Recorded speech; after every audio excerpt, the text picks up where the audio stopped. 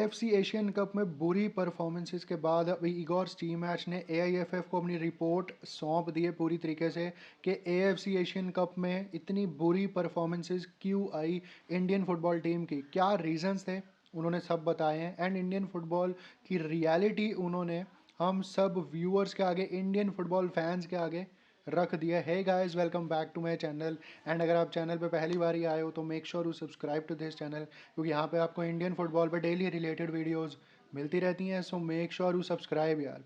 So finally Igor Stimac and AIFF का आमना सामना आपस में हो चुका है after the AFC Asian cup.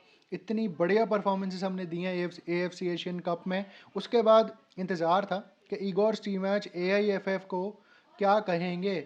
उन्होंने दो तीन रीजंस बताए हैं कि ऐसा क्यों हुआ है इंडियन फुटबॉल के साथ कि वो एक भी गोल नहीं मार पाए, एक भी विन दर्ज नहीं कर पाए, जिसमें काफ़ी सारे रीजंस हैं। जिसमें सबसे पहले उन्होंने ये कहा है कि मोहन बगान एंड बेंगलुरु के जो मैंने प्लेयर्स उठाए थे वो काफ़ी पुअर फॉर्म से गुजर रहे थे। एंड जब वो एएफसी एशियन कप में पहुँचे तो क्योंकि उनकी परफॉर्मेंसेस क्लब लेवल पे भी इतनी अच्छी नहीं जा रही थी, तो एएफसी एशियन कप में भी सफ़र करा मोहन बगान एंड बेंगलुरु के प्लेयर्स ने।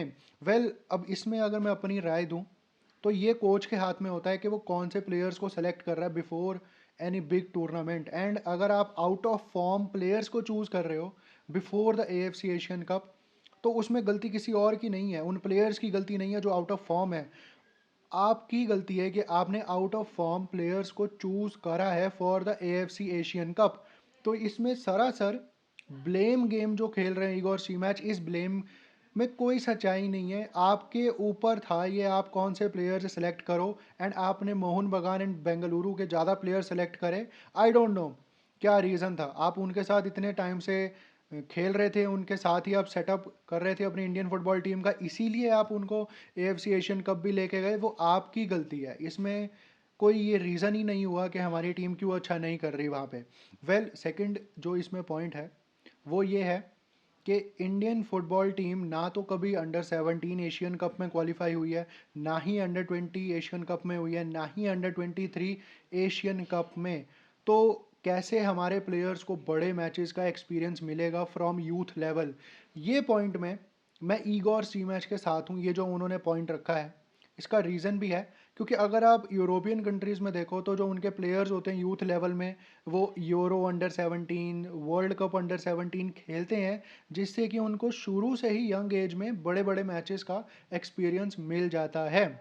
इसका एग्जाम्पल अगर मैं दूं तो फिल फोडन जो आजकल मैनचेस्टर सिटी में खेलते हैं, अंडर 17 वर्ल्ड कप वो इंडिया में खेले थे जब वो 17 साल के थे। इतना बढ़िया उनको एक्सपोजर मिला, इतने बढ़िया उनको हाई इंटेंसिटी वाले मैचेस मिल गए यंग उम्र में ही, कि आजकल Phil Foden one of the best young talents गिने जाते हैं वर्ल्ड फुटबॉल में।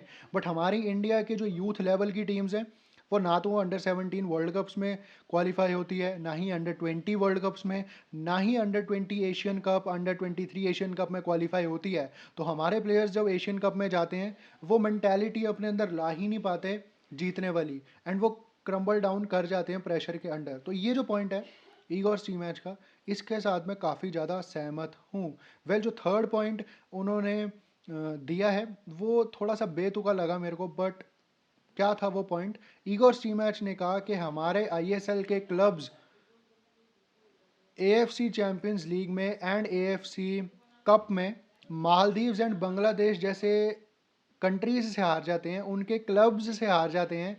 तो इसीलिए आप क्या एक्सपेक्ट करते हो कि हमारी इंडियन नेशनल टीम कैसा जाके परफॉर्म करेगी एएफसी एशियन कप में। वेल well, ये काफ़ी बेकार पॉइंट मेरे को एक लगा, क्योंकि अगर आप ताजिकिस्तान का स्क्वाड देखो, they went on to quarter finals of AFC Asian cup. And उनके जो क्लब्स थे अगर आप देखो तो एएफसी चैंपियंस लीग में भी उनका क्लब फोर्थ स्पॉट पे था अपने ग्रुप में। एएफसी कप में भी उनके जो क्लब था वो जल्दी एग्जिट हो गया था। उनकी जो लीग में सबसे ज़्यादा रिप्रेजेंटेशन वाला क्लब है ताजिकिस्तान की लीग में, वो भी काफ़ी नीचे है। And still Tajikistan quarter final तक पहुंची। And what a story for Tajikistan football, we all know that. And ये जो ब्लेम गेम एक खेल रहे हैं, बेतुके रीजंस इतने दिए हैं ईगोर सी मैच ने, इससे पता चलता है कि आपके पास ज़्यादा प्लान नहीं है इंडियन फुटबॉल टीम के लिए। यस, हमारे प्लेयर्स नहीं खेलते हैं अच्छे लेवल्स पर, बट आपका काम है, जो आपके प्लेयर्स हैं अगर वो फॉर्म में नहीं है तो आप उनको हटा के और भी बैक ऑफ द माइंड अपने प्लेयर्स रखो, नए प्लेयर्स को चांस दो। आप कितना नए प्लेयर्स को चांस देते हो ये हम सबको पता है, नए प्लेयर्स को चांस नहीं मिलता। ईगोर सीमैच का टेन्योर जब शुरू हुआ था 2019 में 20 में, तब काफ़ी सारे यंगस्टर्स को ट्राई करा ईगोर सीमैच ने, बट उनको जब अपने फेवरेट 15 मिल गए 1-2 साल में, 3 साल में, उसके बाद उन्होंने नए चेहरों को मौका देना बंद कर दिया है। एंड जो भी रीजंस हैं ईगोर सीमैच के लिए, ये तीनों वैलिड रीजंस हैं। इफ़ यस, तो क्या हमारी इंडियन फुटबॉल टीम इतनी बुरी है कि हम एक गोल नहीं मार सकते पूरे टूर्नामेंट में, एक मैच नहीं जीत सकते हम? कोई भी टीम जितना मर्जी बुरा खेले, जितना मर्जी उनके प्लेयर्स आउट ऑफ फॉर्म हो, जितने मर्जी प्लेयर में मेंटालिटी की कमी हो, स्ट्रेंथ की कमी हो, फिजिकलिटी की कमी हो, बट क्या हम एएफसी एशियन कप में पहुंच के एक भी गोल नहीं मार सकते? ये हमारी इंडियन फुटबॉल टीम का लेवल है। तो question needs to be asked from Igor Stimac कि ये जो परफॉर्मेंसेज हमारी 3 लगातार गई हैं, हमने इतने टूर्नामेंट्स खेले before the AFC Asian cup, and क्या ये रिजल्ट्स थे? एएफसी एशियन कप में सैफ में हमने अच्छा करा, मोरडेका कप में हमने अच्छा करा, किंग्स कप में हमने अच्छा करा, इंटरकॉन्टिनेंटल कप में हमने अच्छा करा, एंड जब हमारा मेन स्टेज था एएफसी एशियन कप, हम वहाँ पे तीनों मैचेस में बिना गोल के ही वापस घर भी लौट आए। तो एआईएफएफ अब इसमें क्या करेगी? एआईएफएफ इसमें कुछ नहीं करेगी, क्योंकि कॉन्ट्रैक्ट उन्होंने दे दिया है ऑलरेडी। ईगोर सी मैच को एक्सटेंड कर दिया है कॉन्ट्रैक्ट उनका, एंड अब जब तक वो थर्ड राउंड में नहीं पहुंचाएंगे टीम को, एंड थर्ड राउंड भी जब तक नहीं खत्म हो जाएगा, थर्ड राउंड में भी हमारे 10 मैचेस होंगे, उन 10 मैचेस में भी ईगोर सी मैच ही हमारे कोच रहने वाले हैं। बहुत ही बुरा अगर हमारी टीम खेली थर्ड राउंड में पहुंच के, या सेकंड राउंड से अगर हम थर्ड राउंड भी नहीं पहुंच पाए, तो ही ईगोर सी मैच सैक होंगे। बट अगर आप इसके पीछे की समरी देखो ईगोर सी मैच के तीनों स्टेटमेंट्स की तो उन्होंने ये भी कहा है कि ये जो परफॉर्मेंसेस थी ये डिसअपॉइंटेड जरूर थी, बट अनएक्सपेक्टेड बिल्कुल भी नहीं थी। मतलब हमारे कोच को पहले ही पता था कि हमारी टीम की ये दुर्गति होने वाली है एएफसी एशियन कप में जाके। तो आपने मेंटालिटी कैसे इंप्रूव करने की कोशिश करी हमारे प्लेयर्स की?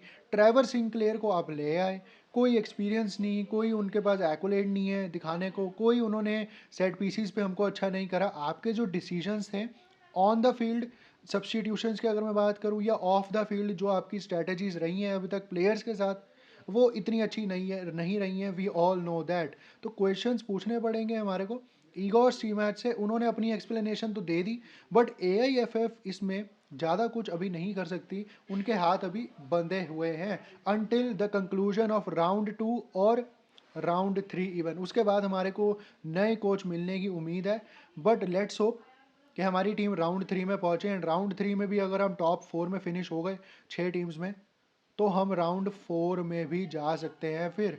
But it's a very complicated situation, because Indian football fans क्या उम्मीद करें ईगोर सी मैच से, एंड अपनी इंडियन फुटबॉल टीम से क्या ना करें, कुछ समझ नहीं आ रहा। क्योंकि टीम हमारी परफॉर्म नहीं कर रही है, अच्छी परफॉर्मेंसेज होने की हमारे को आशा नहीं मिल रही है। हमारे प्लेयर्स आए दिन इंजर्ड हुए जा रहे हैं, जो प्लेयर्स हमारे फिट रहते हैं वो इतना अच्छा परफॉर्म नहीं करते हैं, ग्रास रूट पे हमारे इतना अच्छा काम नहीं हो रहा है, सिर्फ स्कीम्स बनाई जा रही हैं, उनको इम्प्लीमेंट नहीं करा जा रहा है। तो कैसे हमारी इंडियन फुटबॉल सुधरेगी? We don't have any proper plan. जो प्लान है 2047, वो एक स्कैम है। वो बिना इम्प्लीमेंट के ही एक सिर्फ कागजी उस पर चीज़ें लिखी हुई है, वो कितना इम्प्लीमेंट होगी वो हमारे को 3-4 साल में ही दिख जाएगा। क्या रिजल्ट्स मिलेंगे हमारे को, वो 3-4 साल में दिख जाएंगे।